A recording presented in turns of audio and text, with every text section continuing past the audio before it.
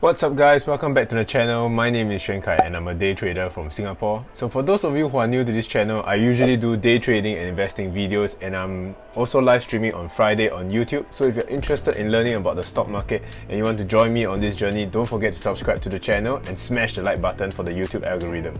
So I've also started to drop motivational quotes in my videos, and today's motivational quote is, don't limit yourself. Many people limit themselves to what they think they can do. You can go as far as your mind lets you. What you believe, remember, you can achieve. This is by Mary Kay Ash. So with that, always believe in yourself, and whatever you can see in your mind, you can definitely hold it in your hand. And with that, let's get into today's video. So if you can see from the big picture today, we look at SPY and NQ on the 5-minute time frame. You can see that NQ is actually kind of moving slowly, grinding upwards, so-called uptrending for the day. For SPY is a little bit more messy. You can see that it's just bouncing up and down, but for the most recent price action, it looks like it's pushing up as well. So for the stocks today, for big picture wise, this uptrend could be because of the progress in the bipartisan infrastructure bill that was discussed. And we also want to look at Tesla and Nvidia for today. So for Tesla wise, you can see that since Tesla opened, it kind of pushed down on the open, but now it seems to be going up and uptrending as well. It could be pushed up because of the market, and also because there's some news that says that Tesla is recalling 300 cars for software update, but it doesn't seem to be affecting the price at all. So this news doesn't seem to be that relevant, or rather this could be bearish news, but seeing that there's bearish news that put the stock back down, but then the stock can still recover again, it makes it seem as if it's a very bullish sign. Then for Nvidia as well, you can see that Nvidia is actually, since it opened, it gapped up, and then now it seems to be pushing up all the way. So Nvidia wise, the news for Nvidia is that Nvidia and Google Cloud announced at the Mobile World Congress that they will create industry's first AI on 5G lab to speed development of AI everywhere. So a lot of chim details, it is very complicated, so I'm not going to get into the details, but basically you can see it as a positive catalyst for Nvidia, and Nvidia has been getting quite a lot of sort of hype during these few weeks as well, and Nvidia is also near the all-time high, so very likely you can see a break of the all-time highs if everything looks good for today.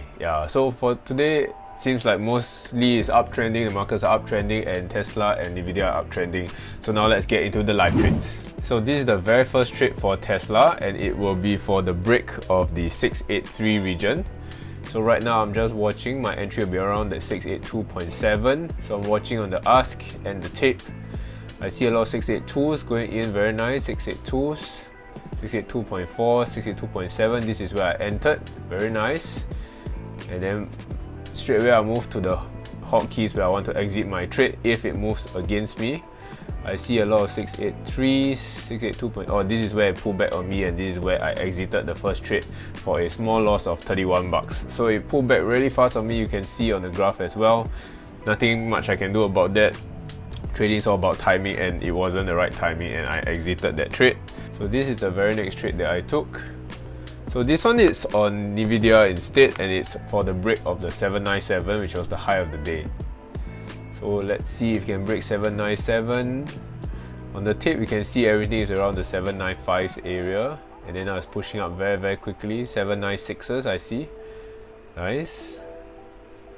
Just checking a little bit. Seems a little bit overextended on NQ.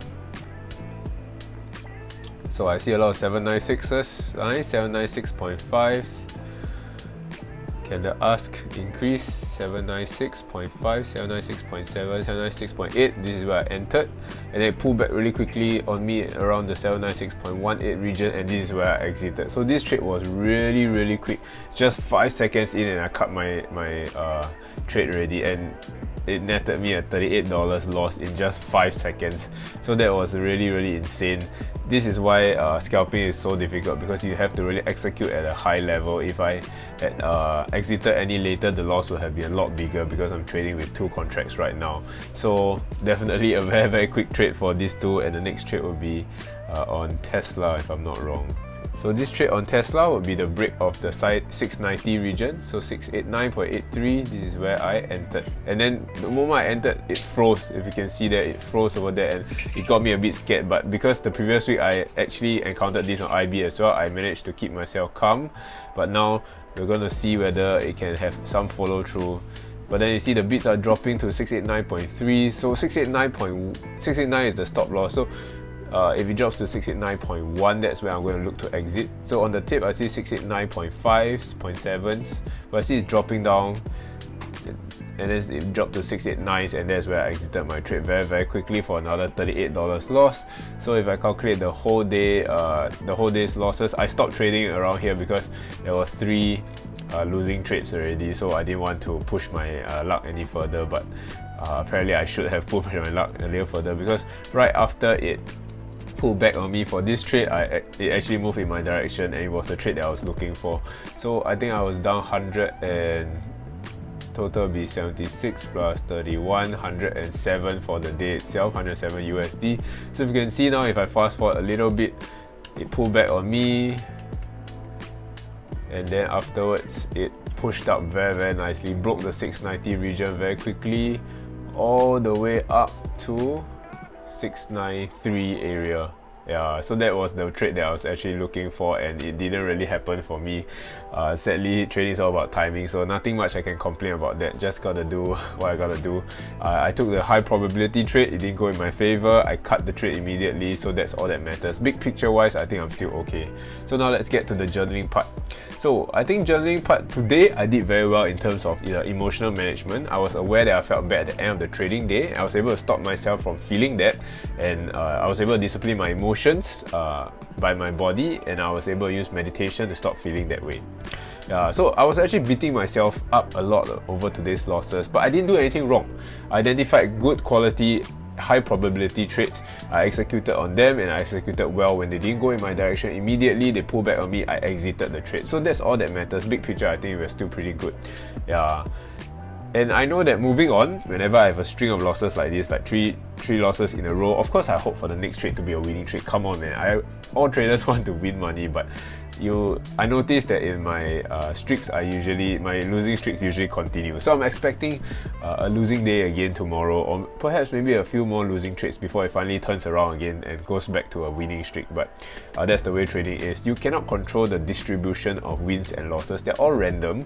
Of course, you have a set win or losing rate, sort of win percentage of your strategy, but big picture wise, you need many trades in order to fulfill that criteria, and you cannot decide, oh, I want sort of 5 wins, then 2 losses, then 5 wins again, 2 losses, that kind of thing. You cannot do that. Sometimes it comes along with like 5 wins and then 5 losses, maybe 2 wins and then 6 losses, that kind of thing. So you have to be prepared for extended losing streak, and make sure that you are still doing the right things and not living in denial and just thinking that the losing is just because of the random distribution. That's a different kind of different topic for another time. So definitely I am going to experience the continued losing streak. That's what I am expecting for myself. I'm bracing myself for that. And I'm prepared for the next few days to be red, and I'm not going to doubt myself and have no expectations for the next 2 days. So for this one, this is the very first trade that happened on Tesla. It was for the break of 683, the stop loss was 682, and the take profit was 684. Premiums entered was 6.37, and the exit was 6.23, and the position size was for 2 contracts. So as you can see very nicely, it pushed up trying to break the 683s, but it didn't break the 683s when I entered, of course, like I don't know why. And then afterwards it pulled back, and then it pushed up again. What do you know, it broke 683 when I wasn't in it, and it broke it very nicely all the way to the 684 region. So I think there's nothing much I can do about that. And the total loss was like $31 with commissions. And then the entry was okay. I think I exited when it moved against me. I wasn't able to exit as fast, but still not too bad. Quite good at cutting my losses actually. And definitely, of course, after it stopped me out, she continued pushing up and broke the level quite nicely. But SPY was also testing the pre-market lows as resistance, so I didn't really want to take the trade there. So Tesla was a little bit choppy again after that, and I didn't touch Tesla again after I see a nice pump followed by a pullback and continuation. Yeah, so the next one I wanted to take was on Nvidia, and then Nvidia was for the break of the 797 area. Entry 797, stop loss 796, take profit is 798. Premiums entered was 5.58 and the exit was 5.4. Total loss $38 after commissions and position size of 2 contracts as well. So the entry was okay. I saw it pull back on me super quickly and the bids were at 796.18 and I just exited very quickly. As you can see just now, the trade was only 5 seconds, and good thing was that at least I exited and didn't go in my direction. And actually I was thinking about this trade shouldn't have been taken usually because it was overextended on NQ. You can see when I entered was on this candle. So it was 1, 2, 3, 4, 5, 6 green candles in a row, and I was entering on the 7th so-called green candle. It would have been green when it was pushing up and Nvidia was pushing up as well. I would assume so. I was just looking at Nvidia. I didn't really know what NQ was doing at that moment of time, but I would assume so. But usually I don't take trades that are so overextended on the market. Yeah, so there were like 6 green candles in a row, and I think I was susceptible to my own FOMO a little bit. I was missing out trades and I wanted to catch the trade. Yeah, so that's why I entered it. So the next time what I will do is I'm going to give it maximum 5 candles before my entry, meaning my entry will be on the 6th green candle. That will be the maximum I'm going to give if the market is overextended. I'm not going to go in when the market is overextended. Yep. So the very last trade was on Tesla again, was for the break of 690 because I saw a lot of orders on the 690. Stop loss was 689 and take profit was 691. Premiums entered was 5.62. My exit was 5.45. So after this was a total loss of $38 as well after commissions and a position size of 2 contracts. So I think entry was okay actually. IB froze for a minute, but I didn't panic sell like the previous videos that you saw. So I think that was really good. I was getting ready to cut the trade whenever it moved against me as well. So of course after that, Tesla pushed up and pumped up again, which was the exact trade that I thought would happen when the 690 level was getting chewed through. And there's nothing much I could have done for today. I actually did good on the executions and identifying the high probability trades. Maybe perhaps the second trade, which was one on Nvidia, shouldn't have been taken, but I mean there's nothing much I can do. I took the trades and I just gotta own up to it. I mean, it could have been a winning trade, but I guess it was a losing trade and I cut my losses pretty quickly. Yeah, so I think things I did well was, there's one thing I did which I did unconsciously, which was reading out the trading plan to myself before entering the actual trade. So usually I do this after entering the trade, which makes me a little bit slow on execution in case it moves against me. But now unconsciously I came up with this new thing today and I'm just going to continue doing it. I'm going to read the trading plan out to myself before the actual trade, and then I can execute a little bit faster when I'm in the trade. And I was glad that I was able to identify high probability trades and I took the risks. Disciplined enough to stop trading once I had 3 losses in a row. Great that I didn't take the last trade even though it would have worked out, but then this is all in hindsight. What if it didn't work out in my favor? Then that last trade I would have been so screwed because that trade I might have stubbornly held onto it, or maybe I was executing a little bit slower and the losses would be so much bigger. Yeah, and definitely things to improve on would be the emotional management after taking losses. Continue reading out the trading plan to myself out loud right before I entered the trade, and maximum 6 candles on NQ or SPY, meaning can only have 5 candles before me entering. I don't want to enter at the top again. So I was aware that I wasn't feeling very good after taking all the losses, but I was able to center myself with some meditation. I did well with my executions today, and that's all that matters. Wins and losses come and go. No one trade will make me rich, and hopefully no one trade is going to make me poor as well. Big picture wise, as long as I have like a 40% win rate and my wins are 2 times my losses, I'll be consistently profitable. That's the main key takeaway here, is to become consistently profitable, and this is my journey to becoming a consistently profitable trader. So there are always more trades out there to be taken. Don't worry about the missed opportunities, just focus on my executions and taking high probability trades. Yeah, and also be prepared for the trading losses to become a streak. Don't be afraid to do my part to take high probability trades and to execute at a high level. Nothing else matters. So just focus on the process, trade to trade well, so that I do not focus too much on the P&L region. For those of you who have followed my videos, you'll know that I'm actually very, very affected by the P&L. Maybe because I'm using trading as my primary income, which is not very stable, not very consistent. So it's not like a normal 9 to 5 job. So it really affects me a lot emotionally when I don't do well at trading. but it's all in the short term. Long term wise, I need to think long term so that I will become consistently profitable. If I cannot even handle $100 to $200 losses, then how am I supposed to handle 10k, trading 10k, trading 100k? This is the progress I have to make in order to reach there, and I'm going to continue doing this until I reach that kind of standard.